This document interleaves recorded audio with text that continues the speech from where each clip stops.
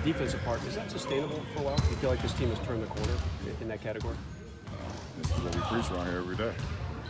So it has to be sustainable. It needs to become the norm, and it is the norm for us now. The turnovers, do you have a theory behind why they're having just trying to find the right balance in terms of pace? Or? No, we just got to be more careful with the ball, that's all. And sometimes you can have turnovers where you're actually trying to make the right play. Sometimes you can make turnovers by being too unselfish. And then you have some of them that's just careless and unforced. So it's a combination of a lot of things, but I love where we're at. I love where we are with our thinking about passing the ball and getting everybody involved. So that's not a problem. Since Tyson joined the team, you guys have the second best defensive rating in the league. Is it as simple as that, or is there something else that's clicking out there? No, it's not as simple as that, but he definitely brought another defensive staple into our lineup. We needed that.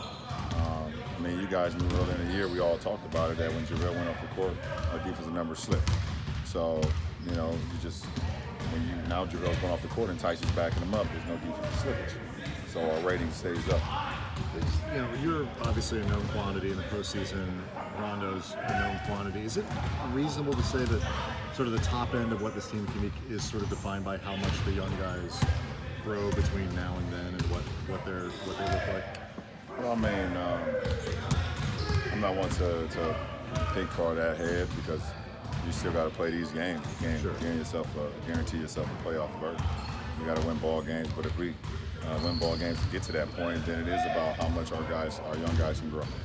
What do you like what this team is doing right now? Winning. What is part of that combination from the start of the season? We put the work in. And it's not it's the reason why we're winning. We put the work in every day. We come out here and get each other better, and we critique each other when guys are not doing their job. Both from the top to the bottom. So, What's your reaction to the Urban Meyer news this morning? My reaction. I had two reactions. One is, he's been a hell of a coach for the Ohio State Buckeyes for years. But more importantly, his health is more important. And that's what it all boils down to. He's a friend of mine. I've loved everything that he's done, at Ohio State, being that coach of those kids and in that program. But more importantly, his health is what's most important. And then my second thought was how hard it's going to be to find a replacement. I know there's going to be a lot of people that's going to, jockey for the job, but to replace somebody like Urban is going to be very difficult. But I think we'll figure it out. LeBron, this summer you said, I think on the episode of The Shop, that had you could go back 13, 14 years, you wouldn't have named Bronny. You would have given him a different name. He had his first game for Crossroads yesterday. He chose to wear 23. He was wearing number 0 in AAU basketball. What does that mean to you to see him have that use?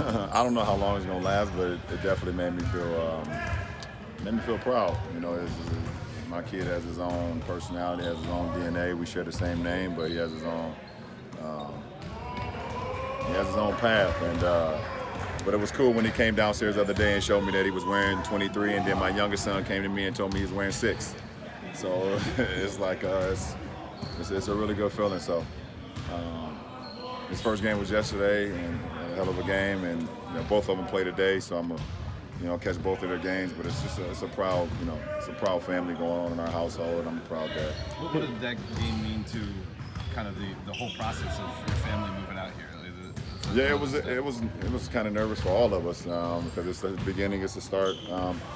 He did play flag football. Both of them played flag football before basketball season started, so they got acclimated that way as far as sports. But obviously basketball rings bells in our household, and they're both extremely excited. They laid their uniforms out the night before. They laid their shoes out like it was the first day of school. So it's a good start for us. Being in a new school, new community. New neighborhood. Hey, LeBron, in the your family's obviously always been with you wherever you've gone, but how nice is it to be able to just be a regular dad sometimes and just go to a game at night? Well, that's always that's the best part about it. Seeing my kids grow and seeing and my boys play sports, and my daughter be in dance classes and swimming lessons and things of that nature, and being in gymnastics, and me be able to just to go to support them. The tough part is when I'm on the road and they're doing those things as well. So that's the tough part. But you know, the availability when I'm here and they're working, you know, I get to relax and a little bit. I get a little stressed sometimes when I'm at their games, but for the most part, me being there just supporting them is really good. Are you yelling at the refs a lot? Say that again? Are you the kind of dad that's yelling at the refs a lot, or? It all depends. It all depends. In the last few days, two of the most prominent voices in the Lakers universe, Magic and Kobe, have both said this team needs to be wary of having you do too much or putting too much on your shoulders. Do you think that over the last few games, you guys have veered to a point where you have been asked to do more than would be sustainable, or how do you react to that? And then what's been the balance? I don't know what asking me to do too much is, to be honest. I just play my game. I understand the logic behind it. I understand, you know, what Magic and Kobe are saying, because we want to continue to grow the young guys. You know, we want to see how much our young guys can grow and be the best, you know, they can. I mean, Magic and Kobe know who I am. I know who I am. They know what they're gonna get out of me. That is, you know what you're gonna get out of me every game. Am I gonna play well every game? Am I gonna shoot the ball well? No, but you know who I am, and when it's time to, when it's really, really, really money time, you know who is gonna be there. So, you know, we got guys that just want to continue to develop, and guys that continue to, you know, get better and better just from experience. They haven't had a lot of experience. So I think that's, people are trying to blow it out of proportion. Like, okay, why do you have LeBron if you don't want to use him as much? Guys, they don't understand the logic behind it. But it doesn't matter. Like you guys asked me the other day, like, do you feel better after playing 30 minutes compared to if you played 40 minutes? Like, no. I work myself all year round to get in tip-top shape all year round. I don't stop. So I can do whatever. I mean, I played a Game 7 in the finals, and I damn near played every minute of it. Last year I played every single game. Every single game.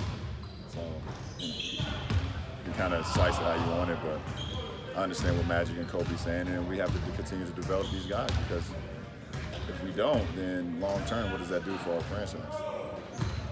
You said you understand the logic. Is there, do you have a line where you say it's too much?